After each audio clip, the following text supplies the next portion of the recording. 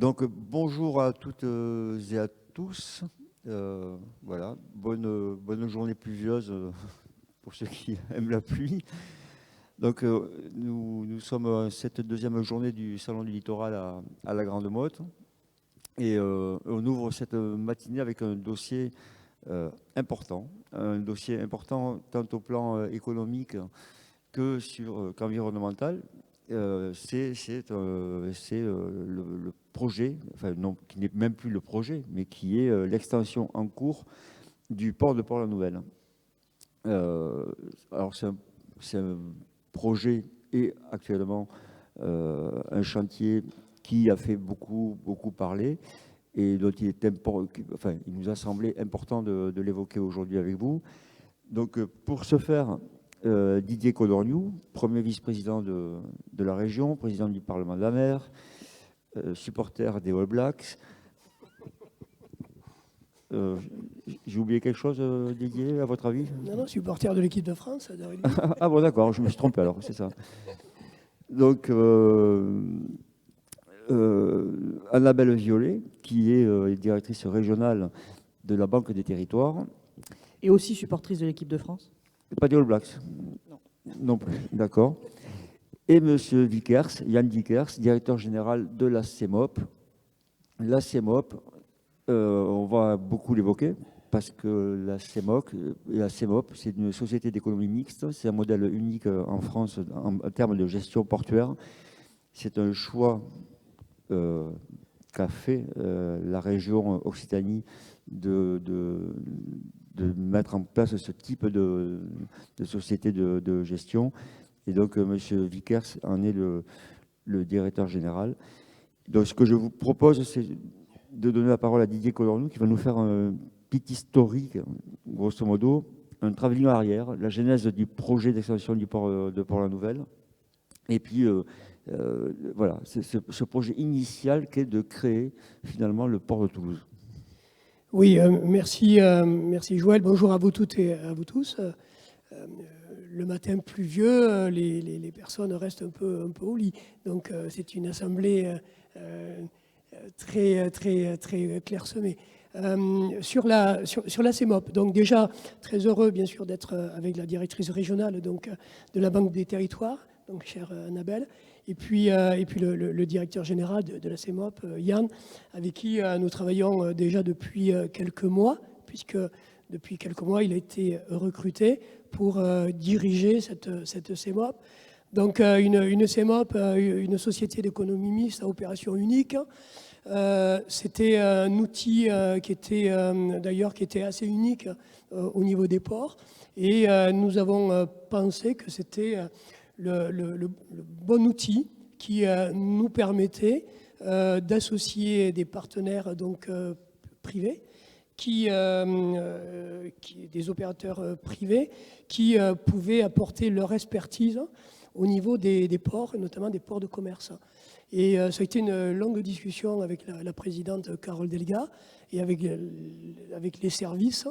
Et puis, quand la décision a été prise, et aujourd'hui, avec le recul, bien sûr, on est très satisfait parce que bon, ça nous permet donc de pouvoir bien sûr booster ce port, qui était un port qui était en difficulté, hein, on va le dire d'une manière très donc directe, qui avait des difficultés en termes de croissance, en termes d'investissement. La région, dans un premier temps, a investi fortement, hein, donc plus de 240 millions d'euros, et pour préparer donc ce port, comme vous venez de le dire, tu viens de le dire, Joël, donc le premier port de Toulouse, et d'en faire donc un hub éolien et un hub d'hydrogène. Je reviendrai un peu donc sur la structuration. La région et la Banque des Territoires, nous sommes à 49%, 35 et 14. Et puis le consortium donc, qui est donc avec DEME Concessions, Europort Group, Epico et CARE, et la CCI donc représente 49%. Et 51%, pardon, et qui est dans la présidence, et au niveau du conseil d'administration, la présidence donc, est tenue par la région, en l'occurrence moi-même, et nous permet donc d'avoir de vraies relations partenariales. Et d'ailleurs, le consortium ne plaît pas trop ni à Yann ni à Steven Bouker. Et il aime bien parler de partenaires. Et on est de vrais partenaires et c'est très très agréable de travailler avec des professionnels qui ont une vision très stratégique du marché donc, internationaux. Et donc nous avons signé un traité de concession pour une durée de 40 ans. Et les investissements qui vont suivre, qui vont être lissés dans la durée, donc on les a identifiés pratiquement avec pratiquement 400 millions d'euros sur les 40 prochaines années, avec des objectifs ambitieux. Donc bien sûr, dans un premier temps, de devenir le port de la transition énergétique, avec l'éolien flottant. Mais après, voilà, donc d'autres stratégies que j'évoquerai tout à l'heure. Voilà, donc on parle justement d'investissement sur le long terme. Donc c'est l'occasion de céder la parole à Madame Violet. Pour qu'elle nous dise ce qu'est la Banque des territoires, parce que la Caisse des dépôts, on connaît. La Banque des territoires, elle est plus jeune que la Caisse des dépôts et consignations. Et puis, donc, si vous voulez bien nous dire ce qu'est la Banque des territoires et aussi des raisons pour lesquelles la Banque des territoires a choisi d'investir sur ce projet du port de Port-la-Nouvelle. Madame Violet.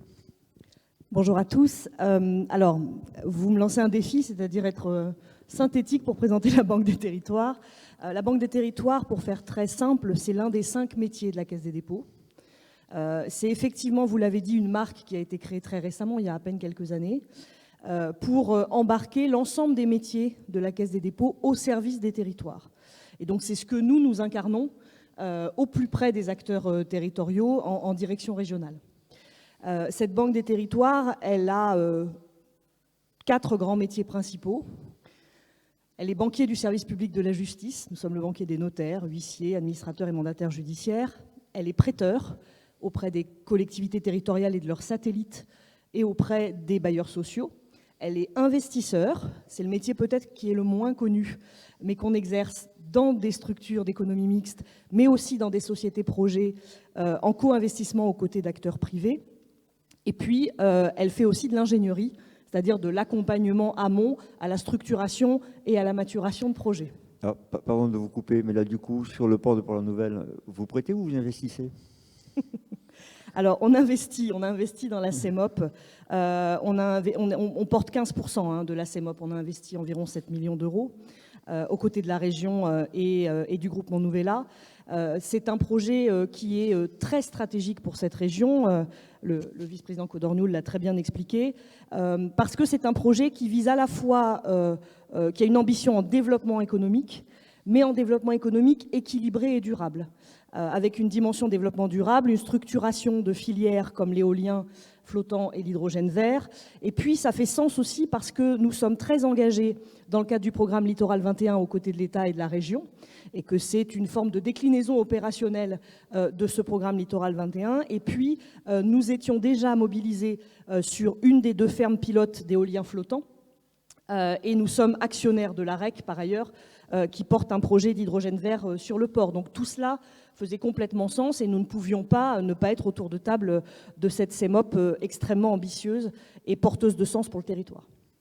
Alors, une question, qui procède aux arbitrages au sein de la Banque des territoires, de la Caisse des dépôts, quand vous choisissez d'investir ou de prêter? Alors, on a des seuils. Et les seuils ont été augmentés pour qu'en direction régionale, nous puissions prendre le maximum de décisions. En clair, sur 100 décisions, 80 décisions me reviennent en propre en tant que présidente du comité régional d'engagement de la Banque des territoires. D'accord. Donc la Banque des territoires investit, la région a déjà largement investi à hauteur de 240 millions d'euros.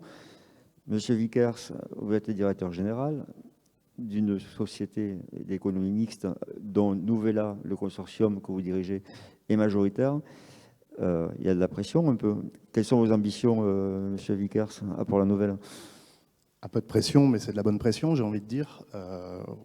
Moi, le projet m'a séduit dès le début. Quand le groupe d'Aimé est venu me chercher, j'étais expatrié depuis une quinzaine d'années, je travaillais pour un grand groupe français. Rentrer en France n'était pas nécessairement un des objectifs majeurs de ma carrière professionnelle. Et j'ai vraiment été séduit par le projet, j'ai vraiment été séduit par le partenariat. Hein, le vice-président Codorniou l'a justement souligné. Ce sont des partenaires. Je n'ai pas des actionnaires qui sont des actionnaires dormants. Ce ne sont pas des gens qui viennent une fois tous les 6 mois au conseil d'administration, relever les compteurs et dire bon, on se revoit dans 6 mois. Non, je crois que je les ai 3 fois par jour au téléphone. Donc ils sont vraiment impliqués sur tous ces sujets-là. Mais étant aussi pour le groupe d'Aimé notamment, étant des pionniers dans tout ce qui est énergie renouvelable, c'est aussi appréciable d'avoir des gens qui ont une vraie expertise dans le domaine et qui sont là pour nous aider avant tout à mener à bien ce projet. Comme Didier le disait, le port La Nouvelle est un port extrêmement restreint dans sa configuration actuelle. Hein. C'est des conditions nautiques limitées, un tirant d'eau limité, on ne peut pas accueillir de grands navires. Ce qui limite la croissance du port, ce qui limitait aussi la croissance de l'éolien flottant, on le voit tous les jours. Les échelles sont de plus en plus grosses, les turbines sont de plus en plus grosses, les flotteurs sont gros, donc il fallait des nouvelles infrastructures. Aujourd'hui, on en est là. On a un trafic historique qui se maintient, mais un peu en peine, et que nous allons croître avec l'arrivée de ces nouvelles infrastructures, à commencer par 2023, hein, où les premières turbines seront intégrées dans le port. Oui, parce qu'aujourd'hui, le volume à Port-la-Nouvelle, c'est 2 millions de tonnes. Oui, un petit peu moins, mais on devrait clôturer l'année aux alentours de 2 millions de tonnes, oui. Avec une ambition de doubler ces volumes d'ici 2026. On a déjà des dossiers sur nos bureaux qui nous permettraient de doubler les volumes à l'inauguration des nouvelles infrastructures, on y reviendra. Et à terme, c'est de passer vers une 10-12 millions de tonnes, oui. 12 millions de tonnes, c'est 2030. Hein. C'est 2030 et après, oui. Et après. Oui. En même temps, vous avez 40 ans oui. pour voir venir. Voilà. Alors, je ne sais pas si je ferai 40 ans, mais j'ai encore quelques belles années devant moi. Alors, il est beaucoup question de l'Hinterland, c'est-à-dire le port de Toulouse, etc. Donc, il y a le volet éolienne flottante sur lequel on reviendra. Les connexions avec l'Hinterland, il y a des trafics qui vont augmenter, évoluer. Je pense notamment à l'agriculture. Qu'est-ce que vous pouvez nous en dire aujourd'hui, avec en plus le contexte actuel, avec des prix des céréales qui est en train de flamber, etc. Et cette difficulté à Port-la-Nouvelle, justement, de ne pas pouvoir accueillir de bateaux à Fort-Tirando.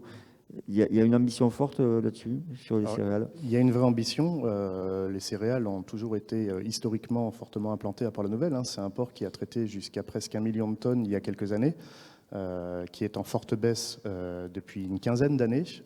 Nous, notre ambition, c'est vraiment de redynamiser cette filière. C'est vraiment de discuter avec les coopératives locales. C'est de les aider à réexporter beaucoup. Aujourd'hui, avec les conditions nautiques, on touche le bassin méditerranéen. Demain, avec des nouvelles conditions nautiques et des navires plus gros, ça ouvre d'autres marchés. Donc, c'est leur permettre de redynamiser tout ça, y compris pour les imports d'engrais pour les coopératives locales. On parlait de l'intermodalité, oui. L'Hinterland du port, c'est avant tout la région. Beaucoup de flux régionaux. C'est le ferroviaire.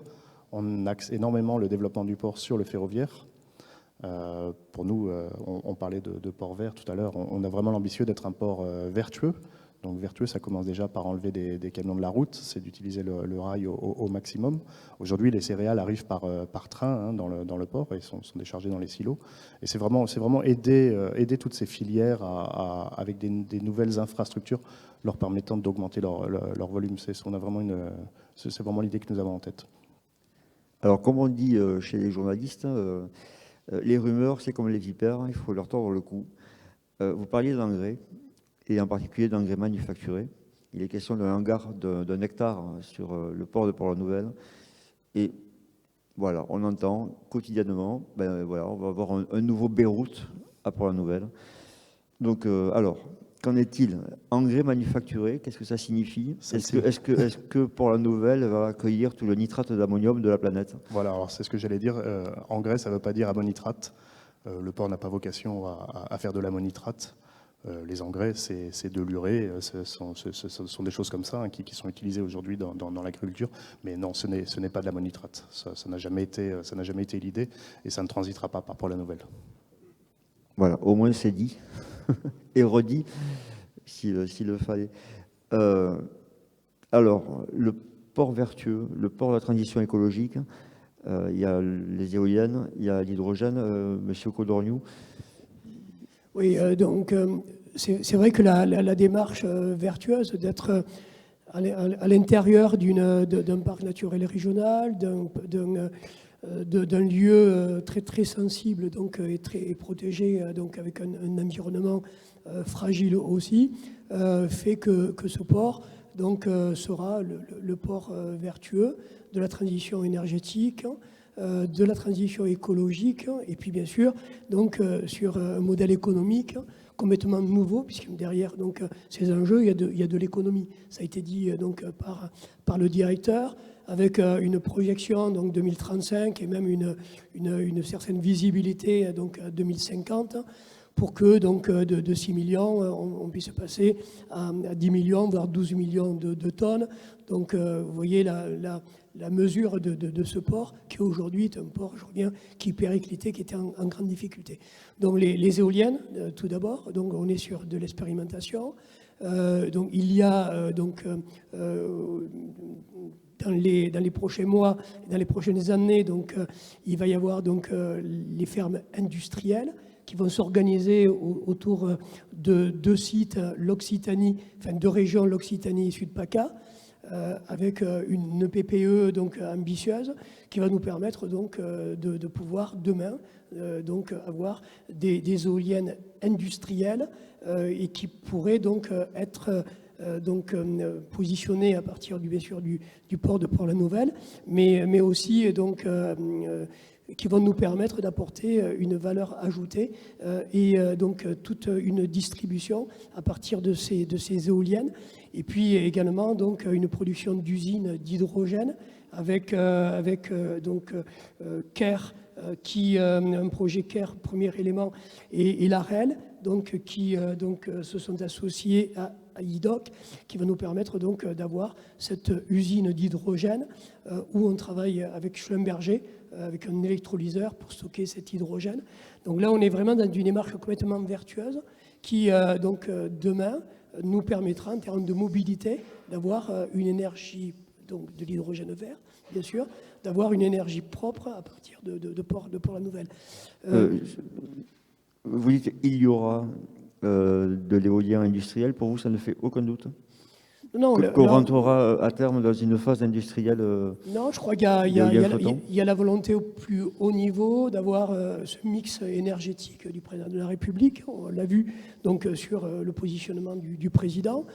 On voit également la ministre donc, de l'Environnement donc, et de la transition écologique qui est très portée sur les éoliennes, l'énergie nouvelle, donc renouvelable. Et non, on est complètement déterminé donc, à ce que donc, on puisse proposer à Port-la-Nouvelle. Et puis les travaux avec le tirant d'eau important, avec de nouveaux navires en termes de trafic aussi, d'aller chercher de nouveaux marchés et qui donc devrait booster ce port de Port-la-Nouvelle. Donc on est vraiment dans une démarche donc, partenariale avec les collectivités, avec l'État. On a de très très bonnes relations et des échanges. Donc, il y a eu un débat public qui, je crois, s'est bien passé avec les éoliennes.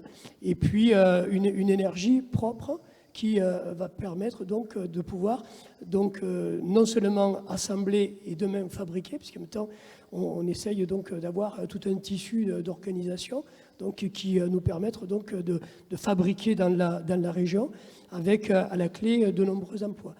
Aujourd'hui, donc, rien que sur la fabrication de l'expérimentation, donc, il y a pratiquement 350 personnes qui travaillent sur le port. Donc, et on estime donc, entre 2500 et 3000 personnes qui vont travailler sur le port. Sur les 3000 personnes, 1500 personnes vont travailler principalement sur de l'éolien flottant, sur des métiers ou donc qui vont non délocalisables, qui vont nous permettre d'avoir une certaine stabilité.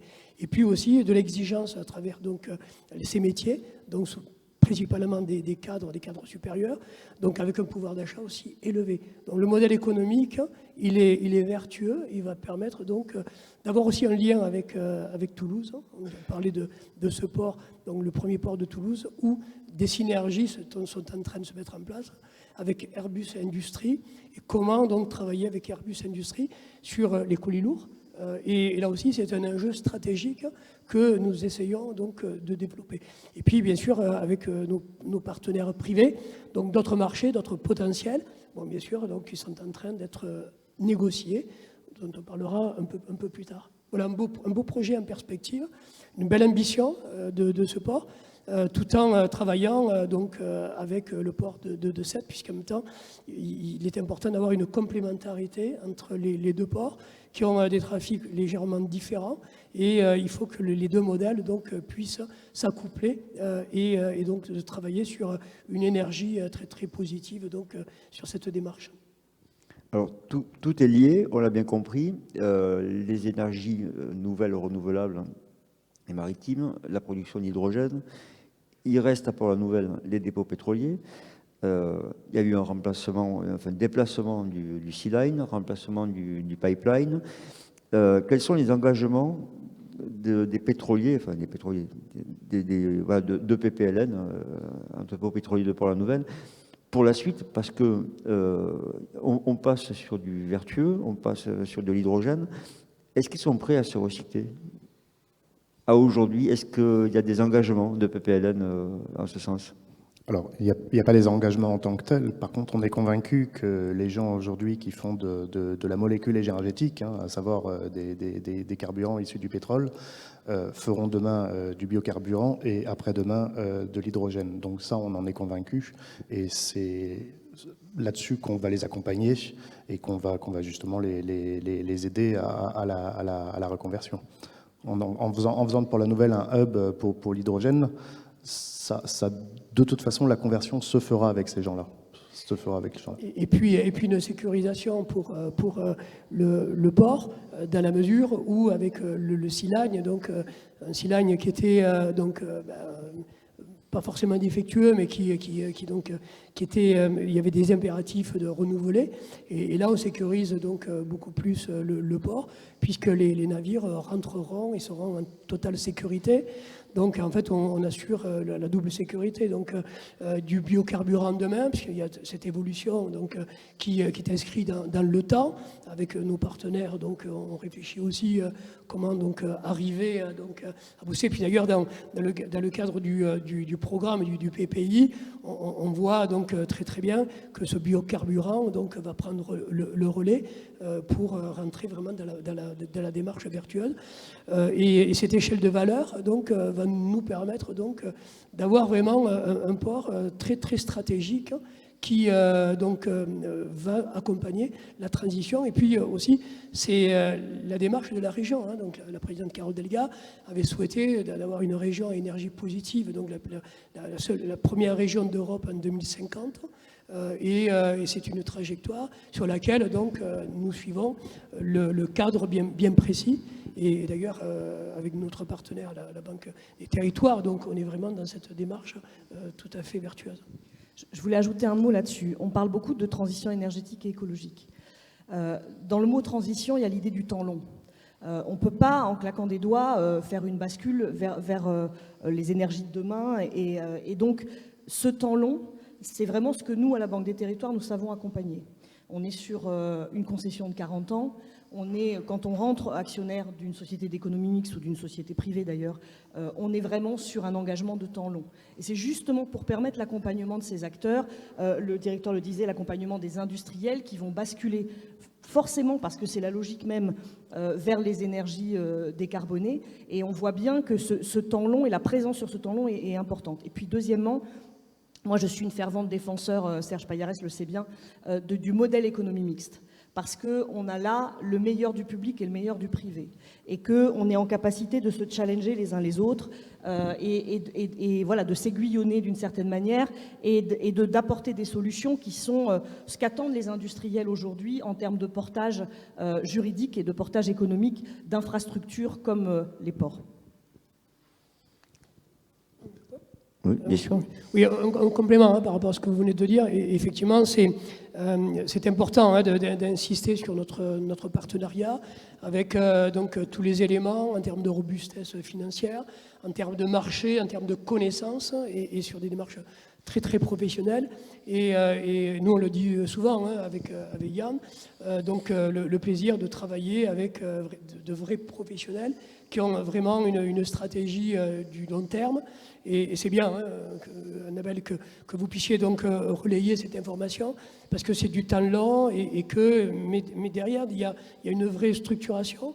Donc, et tout se construit, quoi. Donc on part d'un port qui d'ailleurs ne sera plus ce port qu'on a connu et que tu connais, puisque donc Monsieur Ruiz habite au Port-la-Nouvelle, et donc ce port qui s'est transformé, qui va se transformer et qui va être très respectueux, j'insiste en même temps.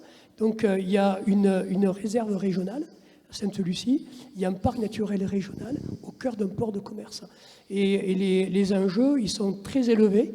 Et le pari, en fait, c'était des paris donc aussi doubles d'avoir une économie très très forte et un environnement très protégé, avec aussi le réseau mer ferré qui va permettre donc de booster encore plus le trafic.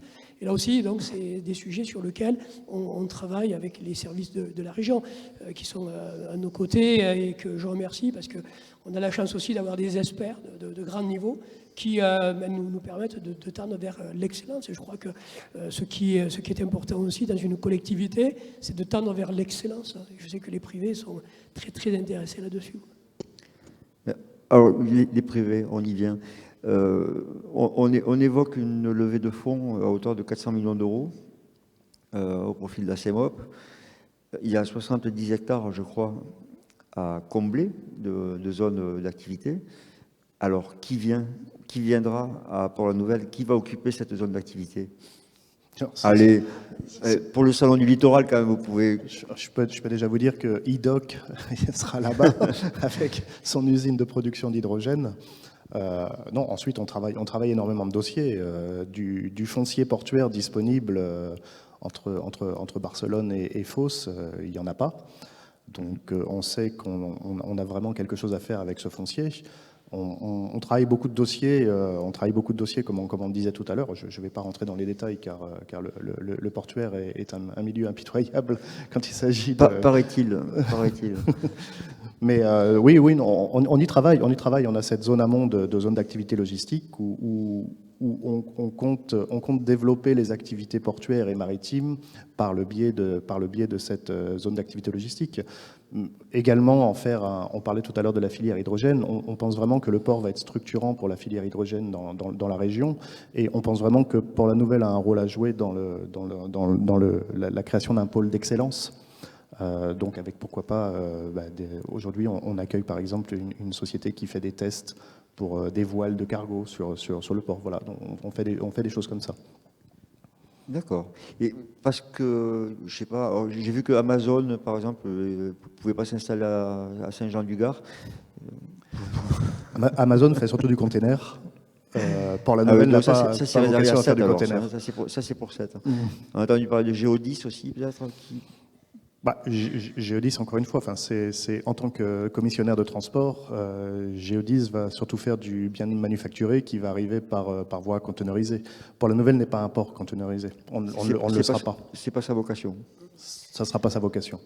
Pour reprendre un peu les propos de Yann, vous comprenez très bien que nous sommes en plein développement. Nous avons commencé donc à faire de la communication à l'international, d'avoir des relations avec l'international, déjà existant avec bien sûr avec Steven Booker et toute son équipe, et que donc les avancées sont certaines, mais en même temps on est aussi sous le sceau de la confidentialité, dans la mesure où les marchés ne sont pas, et donc notamment les nouveaux marchés ne sont pas encore signés, mais il y a des négociations, et que moi je comprends Joël Ruiz, comme tous les journalistes, nous pose les questions en espérant avoir une réponse directe. C'est une maladie chronique. Mais non, monsieur Ruiz, on ne pourra pas vous donner les informations parce que pour l'instant, nous sommes dans la négociation.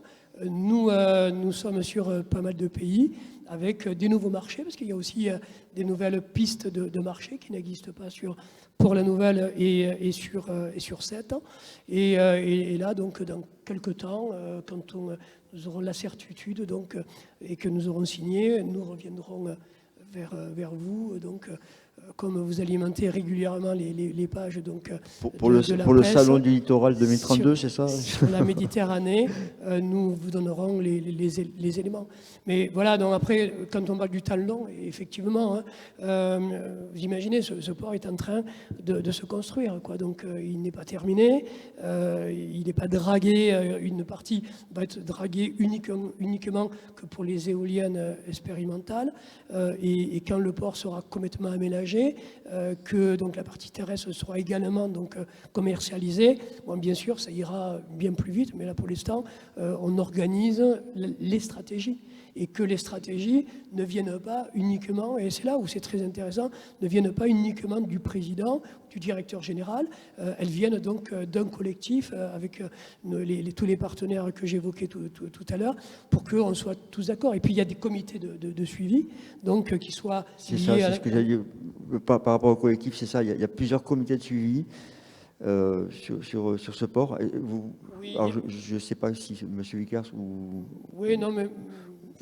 C'est peut-être Yann, de ce comité. Oui, alors en plus, l'intérêt, c'est que je vois qu'il y a M. Pérez qui représente le comité régional des pêches, donc qui est assez concerné aussi par l'évolution du port. Donc, si vous voulez bien nous parler des comités de suivi, s'il vous plaît. On a tout un tas de comités de suivi, effectivement. Donc, on a premièrement un comité consultatif qui définit le budget, les augmentations tarifaires et les stratégies par rapport à l'occupation domaniale. On va avoir un comité de suivi environnemental également, pour suivre toutes les questions environnementales, pour suivre l'innovation que nous allons déployer dans le port. L'idée d'un port vertueux, c'est aussi d'utiliser de l'équipement vertueux, autant qu'on peut. Quand je parle de suivi environnemental, c'est les certifications que le port s'est engagé à obtenir, c'est le suivi sur sa consommation énergétique, sur toutes ces choses-là. Et encore une fois, dans une démarche de partenariat, c'est pas une démarche où on est scruté, c'est vraiment une démarche où on travaille ensemble. Le but de l'établissement de ces comités, c'est vraiment de travailler ensemble entre toutes les parties prenantes, que ce soit la région, que ce soit les parties prenantes privées, la caisse. Voilà. Et à la demande des pêcheurs, parce que là aussi, il est important, quand on parle de Port-la-Nouvelle, de parler de la pêche et de la plaisance. Nous avons dissocié la pêche et la plaisance dans le cadre d'une DSP, qui est portée par la CCI, pour que le port, y ait le port de commerce avec toutes les activités. Et dans le cadre de la DSP, il y a donc la pêche et la plaisance, qui sont gérés par la CCI ou avec lesquels nous sommes partenaires, où on échange régulièrement dans le cadre du conseil portuaire que je préside, et nos relations.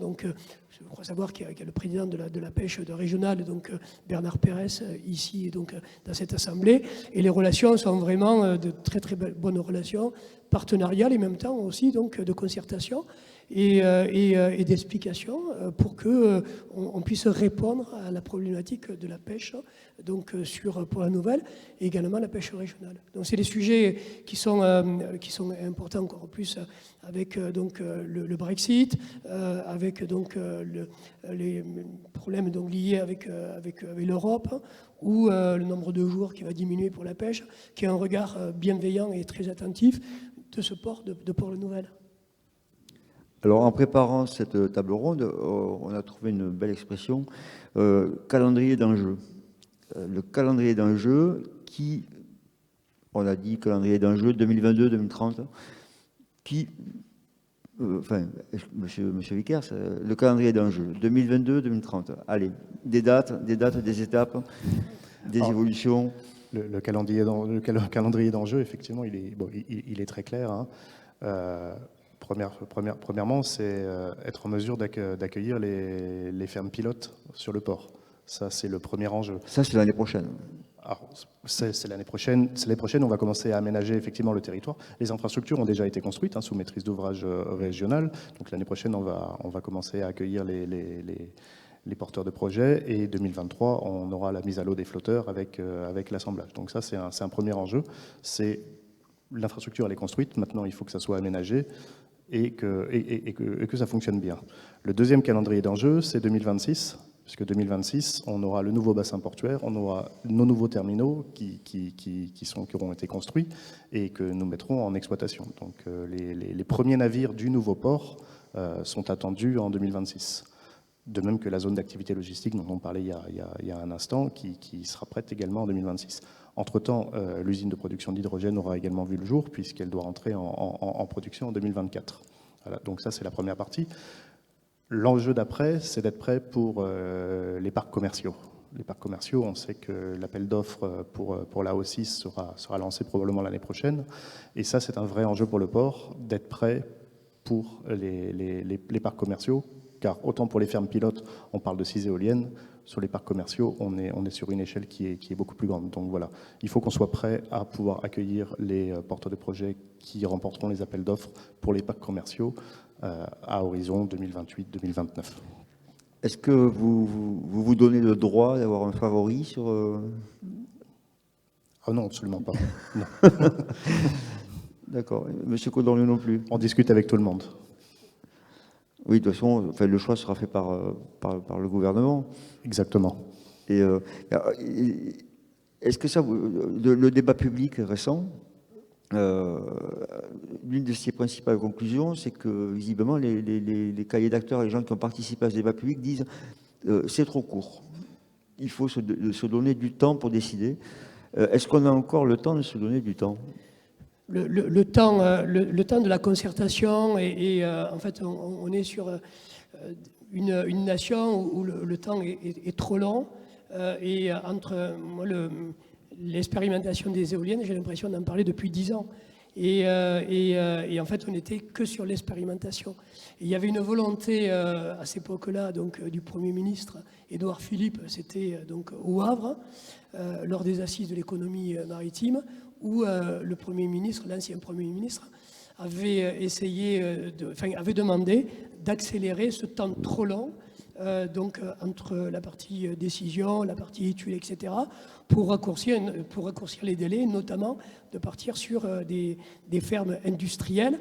Sauf que en France, moi j'ai l'impression que le temps de la concertation et des prises de décision sont tellement longues que l'avancée qu'on avait eue il y a quelques années, on est en train au moment où on parle de la souveraineté nationale, et on est en train de perdre ce temps entre les États-Unis, entre la Chine, entre le Japon, qui donc développent des éoliennes flottantes offshore. Et que le temps de la décision devrait être beaucoup plus rapide. Donc moi, le temps aujourd'hui, je pense c'est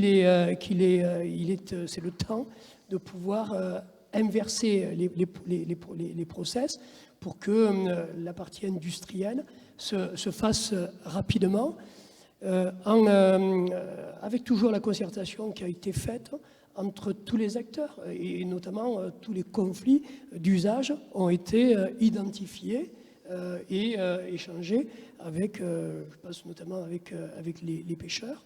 Et il est important de ne pas perdre trop de temps et de bloquer les dossiers, les projets, parce que derrière, il y a de l'économie, et aussi il y a la volonté de rentrer dans cette transition énergétique.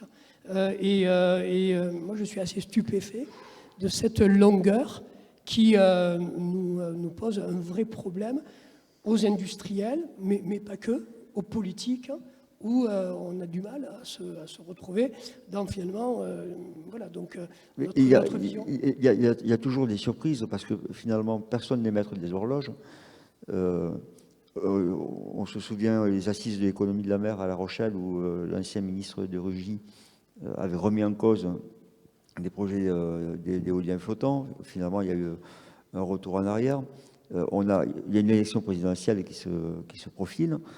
Je ne suis pas voyant, à peu près clairvoyant, mais pas voyant. Mais, et si il n'y avait pas l'éolien flottant à Port-la-Nouvelle, qu'est-ce qu'on en fait de ce port? Et surtout de ce qui est lourd. On ne peut pas imaginer. Le pire scénario, mais on peut tout imaginer. Ce serait une erreur stratégique nationale de ne pas implanter donc, de l'éolien flottant en Méditerranée sur donc, des axes où il y a un vent très très fort, voire par moments violent, et ce serait vraiment une erreur stratégique. Mais on ne peut pas imaginer, et c'est le discours, je reviens sur le discours du président de la République, donc on est vraiment sur ce mix énergétique. Et nous avons une confiance totale sur les décisions qui vont être prises, d'autant plus que quand il y a des sondages donc grandeur nature avec les populations, enfin, je rappelle donc les sondages qui ont été sortis donc, il n'y a pas très très longtemps, 80% de la population était très favorable à l'éolien flottant. Sondage de votre groupe, de votre journal, sur Ruiz, puisque c'était le journal indépendant. Non, forcément fiable et de confiance. Je vous laisse la parole successivement pour peut-être conclure cette table ronde, à moins qu'il y ait une question dans la salle qui doit être posée. Monsieur Vickers, un mot de conclusion. Oui, bon alors la conclusion, c'est vraiment pour rappeler que c'est un projet majeur. On est convaincu que ça va également structurer le développement économique de la région, qu'on a la possibilité de vraiment créer une filière d'expertise. Je le vois avec tous les gens avec qui on discute actuellement, et pas seulement en France, hein, tous les porteurs de projets, on se rend compte qu'il y a vraiment une dynamique derrière ça, et la région n'est pas en reste, hein. Il y a de très belles sociétés dans la région sur cet axe-là. Et moi je suis convaincu de la réussite de ce projet, de par la manière dont il a été pensé, et dans la manière dont on le réalise aujourd'hui en partenariat avec des parties qui à l'origine, on pourrait penser que ça pourrait être plus compliqué que ça, alors que non, on travaille vraiment tous main dans la main. D'accord. Question subsidiaire, mais ça c'est pour les autochtones. Est-ce que la digue foraine a tenu le coup la nuit dernière avec la tempête? A priori, oui. Mon téléphone n'a pas grésillé cette nuit. D'accord. Ça c'est pour la petite chronique nouvelloise, vous savez, autour de Arascas le matin. Madame. Rebondir sur la qualité du partenariat que je partage totalement, et revenir sur l'idée du temps long, parce que notre capacité d'accompagnement sur le temps long, en tant qu'actionnaire de la CEMOP, crée de la confiance. Et c'est cette confiance-là qui va permettre aux industriels d'aller plus vite et de développer plus vite. Et donc, voilà, pour moi, il y a un lien extrêmement fort entre capacité d'intervention sur du temps long, confiance et capacité de résilience, puisque à la Banque des Territoires, on a l'habitude de dire qu'on est là par beau temps, mais on est aussi là par mauvais temps. Et donc c'est important aussi que les actionnaires qui partagent avec nous ce challenge le sachent et en soient parfaitement convaincus. Moi, j'ai parlé tout à l'heure de la robustesse, donc il y a dans cette équipe donc, tous les ingrédients pour que ce port donc, devienne le vrai port de la transition énergétique, qui est le hub éolien, qui est le hub hydrogène au niveau de la Méditerranée. Et donc, je vous propose de nous retrouver dans quelques années pour voir donc, ce port transformé avec de l'énergie, avec de l'emploi et une vraie dynamique au niveau de la région qui on a vraiment bien besoin dans un département en plus donc positionné dans le département de l'Aude qui souffre, d'avoir une vraie attractivité donc économique, touristique également et puis donc liée à la transition énergétique. D'accord. Alors, juste une précision, c'est vrai qu'on a oublié de le dire.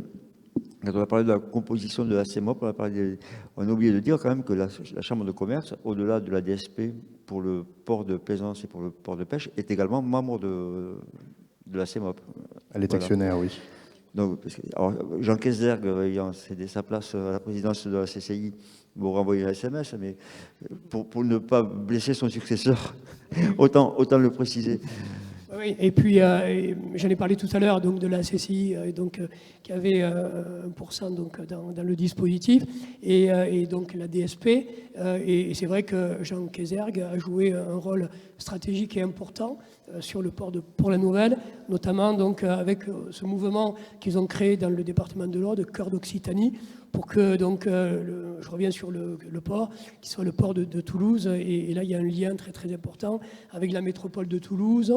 Et derrière la métropole, on imagine donc toutes les industries liées de près ou de loin, donc avec Airbus et toutes les grandes entreprises qui sont les fleurons de notre région Occitanie.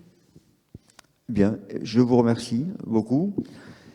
Je pense qu'il est temps de conclure cette table ronde. S'il y a une question peut-être dans la salle, Monsieur Pérez,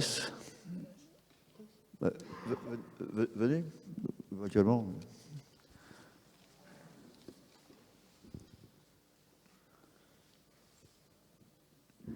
Donc Bernard Pérez, président du comité régional des pêches et des élevages marins d'Occitanie.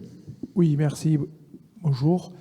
Juste pour corroborer tout ce qui a été dit, je tiens à remercier la région et je la soutiens puisque très clairement les professionnels de la pêche sont vraiment contents et heureux de tous ces travaux qui ont été faits dans le port de Port-la-Nouvelle. On en avait bien besoin et on continuera à travailler ensemble. On les tient à remercier. On est un acteur économique depuis des décennies. On a travaillé tous ensemble et il faut continuer dans ce sens-là. C'est un port énergétique, bien sûr. Il y a la pêche aussi et on sera là à vos côtés et on tient à vous remercier. Vraiment, merci. Bien, ce sera le mot de la fin. Je vous remercie beaucoup pour votre attention et pour votre participation. Et on vous souhaite une bonne journée.